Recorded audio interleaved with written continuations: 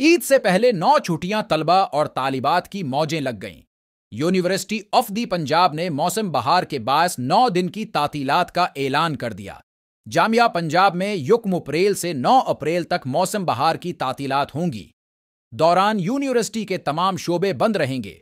Tahim Punjab university का इंतजामी अमला इस दौरान बदस्तूर अपनी ड्यूटी सरअंजाम देता रहेगा।